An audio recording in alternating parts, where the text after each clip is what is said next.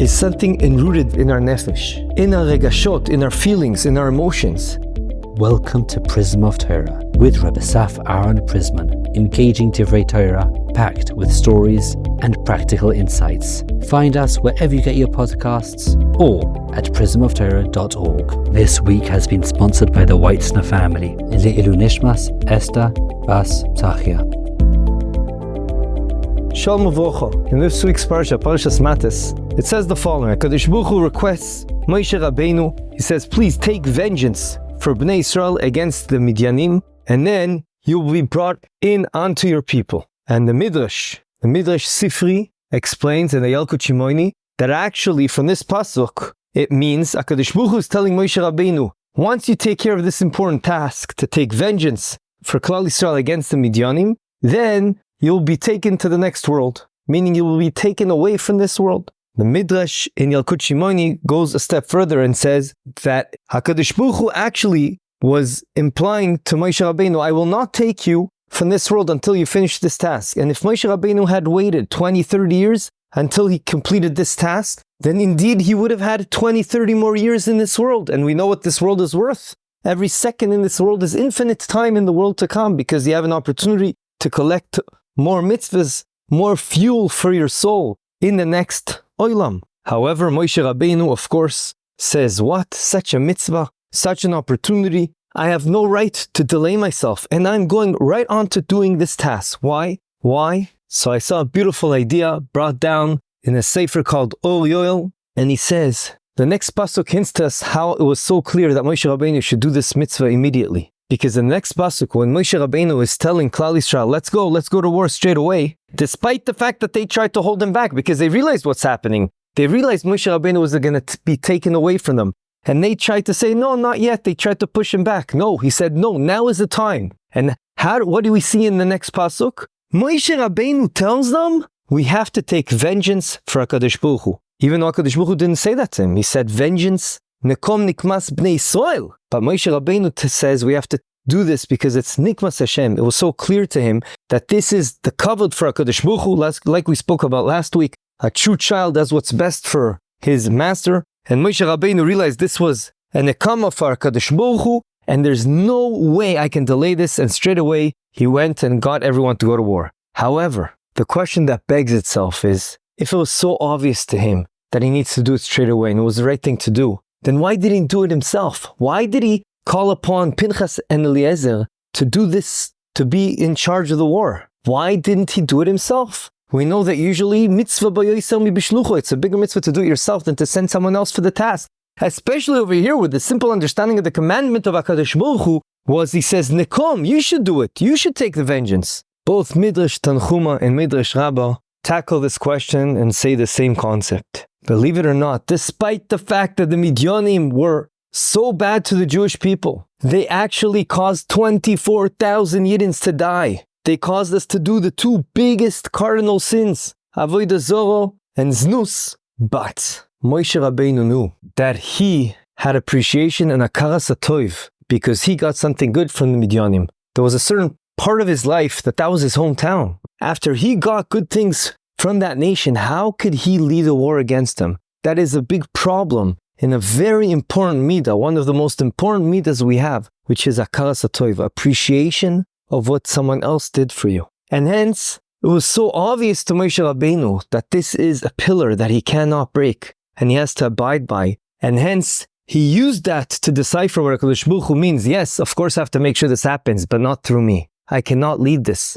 I have to give it over to Klal Yisrael. Why? Because if I blemish this midah in me, it'll be a big negative impact on me. And we'll elaborate on that point. We know that Moshe Rabbeinu himself, when he was in charge of the 10 plagues, the 10 makos. So the Midrash says that there was 3 of these makos that HaKadosh Baruch Hu told him, I don't want you to trigger them. It has to be through your brother Aaron. That was makat dam, tzfardea, and kinim. Dam and tzfardea because the trigger of this makkah was by hitting the water. And it wasn't appropriate for Moshe Rabbeinu to hit the water, considering the water saved him when he was a baby in the Nile. And it was also makat kinim. It wasn't appropriate for him to trigger that one because that required to hit the dust, the earth. And the dust is what saved him, because when he hit the Mitzri, that was about to hit the Jew, he hid him and was saved. He hid him in the earth, in the dust. And therefore, if it saved him, it wasn't appropriate, hakaras hatoiv, it wasn't appropriate that he would hit the earth. However, there's two basic questions over here that Rav Dessler and Michtav Eliyahu asks. Question number one, who cares? It's just an object. It doesn't have feelings, so who cares? Question number two, even if it did have feelings, we all know, as the Mesilas Yesharim, the Heilige Ramchal tells us, the whole point of this world is to do Ratzon Hashem. For an object, and if an object is used to be just as an object, but a way to Mekadesh Shem Shamayim and do Kiddush Shem Shamayim, that is the epitome of life, what life is all about. That's unbelievable. So through Moshe Rabbeinu, afuch, he's doing good for them. He's giving them to serve the best purpose they can serve in this world. So why not do it? And the deep answer that Rav Eliyahu Dessler gives is the following. The midah of hakaras hatoiv is something enrooted deep in our nefesh, in our regashot, in our feelings, in our emotions. It's true that if you use your mind, these questions are good. And if we only had a mind, then it will make a lot of sense, because everything we're asking is very logical. At the end of the day, they have no feelings. At the end of the day, we're using them for good. So what's the problem? However, the midot that are so important for us, and that is what we're here for, to be metakin our middos. And one of the most important midah is hakaras hatov. Why? Because it leads us to also hakaras haboire.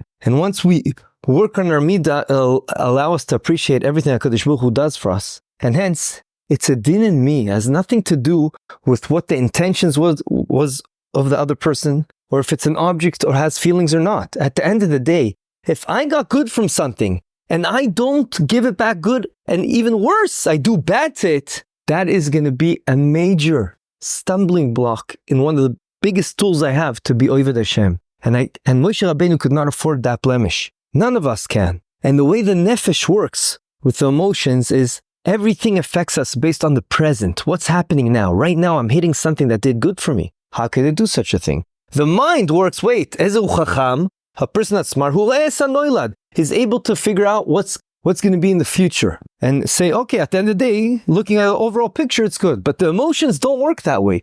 The emotions are affected by what you do right now. And right now, how can you do something negative to something that did good to you? That's a kfui toiva. That's the opposite. It's fakert from hakaras hatoiv. As Chazal tell us, if you got water from a certain pit, then you can't throw a stone into it. There's even a halacha that just you should have hakaras hatov for food. If you see food being thrown on the floor, it doesn't matter who threw it, and it's on the floor, but bizayon, it's not matim. You have to pick it up and put it on the side. You have to have hakaras hatoiv. The chinuch says, mitzvahs kibud avaim. One of the inner ideas behind it is to have hakaras hatoiv. Hare, there are three partners that created you: your father, your mother, and HaKadosh Baruch Hu. You have to have hakaras hatoiv to your parents. They brought you to this world. And that will eventually also lead to you having hakaras hatoiv to HaKadosh Baruch Hu and realizing HaKadosh Baruch Hu created the world and everything around us that we have. And there is so much in abundance. We know that if you compare ourselves to the biggest king hundreds of years ago, we're living a lot better than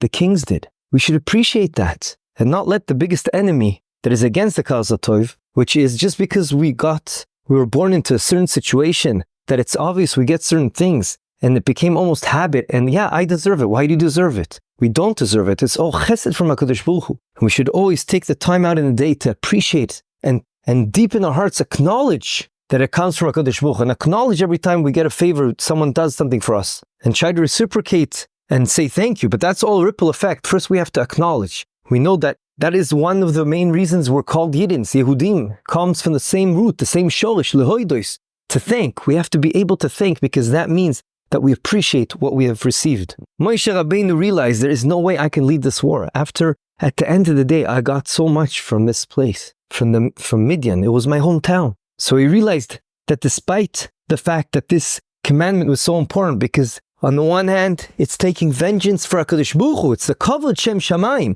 but still, it cannot be done by me. This helps us understand another famous chazal, that kol hakoifer betoivas chaveiroi, whoever turns a blind eye to the good things that your fellow Jew did for you, will eventually, it's inevitable, that it's going to be koifer toiva in the Rebbeinu Shalom, in what HaKadosh Baruch Hu does for him. Because it comes from the same root. It's all about the midah of hakaras toiv. And that's true about all middos. But just to bring the point home before we end with the story. The Michtav Eliyahu brings Beshem, one of the Gdoilei Chachmei Musar, Rabbeinu Nachum Ze'ev Zatzal, that he said the following idea. When you work on your midot, which are the characteristics in your nefesh, then that is who you are. If you have gaiva, then in every situation it's going to come out. If you have anger, in every situation it's going to come out. And also in the positive sense, if you always see the good in people, you always see the good. It doesn't matter what situation you are in. And he says that at the end of the day, this will, believe it or not, even have a ripple effect to the day that's going to count the most, which is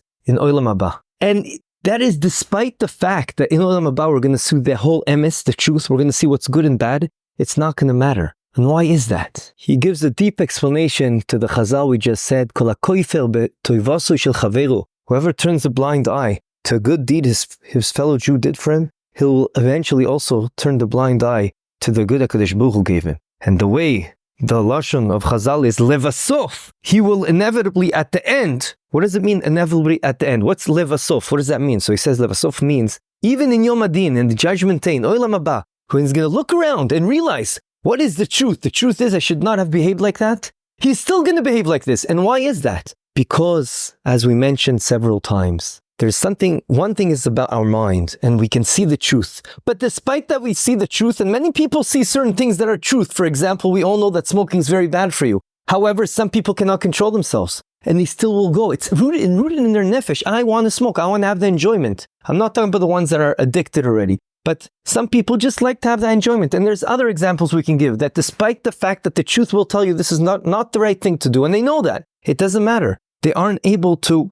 withhold that pleasure in their nefesh that they're so connected to, and they'll go ahead and do it. So too, every middos like that. And in Olam Haba, despite the fact that it's going to be clear to you, crystal clear, that having HaKadosh Tov is basic, and that's how you can acknowledge what Hashem does for you, and you're going to see that, you still won't be able to do that. And that explains several Gemaras. One of them is the Gemara in Eruvin, that it says that Reshaim, the wicked people, even when the doors of Gehenna will be open in front of their eyes, they will still not do tshuva. That is a pele. What do you mean? They see right in front of their faces Gehenna. They're still not going to do tshuva. Everyone will do tshuva. No, because they can't. Because they didn't work on the tools to connect HaKadosh Baruch Hu. You work on your midot, your middos. You get closer to HaKadosh Baruch Hu. You're davek be'Hashem. And mimele, obviously your place will be in Gan Eden. But if you don't work on it, even if you see in front of you the truth, you're still not going to be able to stop yourself from falling in Gehenna. We pray and daven to HaKadosh Baruch Hu that we'll have the strength and the ability, despite the crazy times we live in, to realize and have in front of our eyes, not only acknowledge in our minds what the truth is, but bring it into our hearts and our emotions, and ensure we work on all the midot that will be the tools so that will be compatible with Gan Eden and not chas v'shalom, the other routes. I would like to end off with a story. The story is about someone named of Moshe Yanovsky Zatzal. He's a legendary mechanech that grew as a child in East New York in extreme poverty. The reason for that poverty that his family grew up in is because the father was not willing to give up on being Shomer Shabbos. And we know in that time, there's a certain time period in America that was very difficult to do that. And hence the only job that they were willing to give him, or was he able to find, was to sew on sleeves on existing jackets in some sweatshop. They were so poor that every night they had the same supper. Each member of the family just had 2 plain slices of bread. Once in a blue moon, the father surprised them all, put in extra effort in his work, and was able to sew on an extra sleeve. As a result, with the extra money, he went and he bought a banana. He came home with that banana. They all jumped for joy. Wow, a banana. They cut them into ever so thin slices, and each child got a couple of these thin slices to put in between the 2 slices of bread. Ever since those days, Reb Moshe said that throughout his whole life, every time he saw a banana, he had such a kalas atov to the banana that he just smiled. It would bring him back to those days. Why did I choose this story? Because aside from being obvious that it's connected to us about a kalas atov, but perhaps we should think about every item we have in our house to eat. We live in a life of so much superfluous things, a life of so much gashmis. We have so much. We should take the time out and thank HaKadosh Baruch Hu for everything, for every banana, for every bread, for everything we have. Some people, especially in other generations, they didn't have a tenth of what we have. Yeh Ratzon that we'll be able to work on ourselves, to work on the tools, build ourselves up, and get Seida Laderech, that when the time will be right for us to move on to the next world, we would have worked on our tools to be davik to HaKadosh Baruch Hu mimele bizoiche to Olam Haba in Gan Eden with all the tzaddikim. Amen v'amen. This concludes another episode of the Prism of Torah. Thank you for tuning in today. We hope you enjoyed it and learned something valuable. If you did, please subscribe to the podcast and give a 5-star rating. You can also find this podcast wherever you get your podcasts or our own website, prismoftorah.com, where we have a full archive of all our past episodes. We would like to thank Yona Vefa for the recording equipment and Eli Podcast Productions for handling all our post-podcast productions. Join us next week for another enlightening conversation on the Prism of Torah.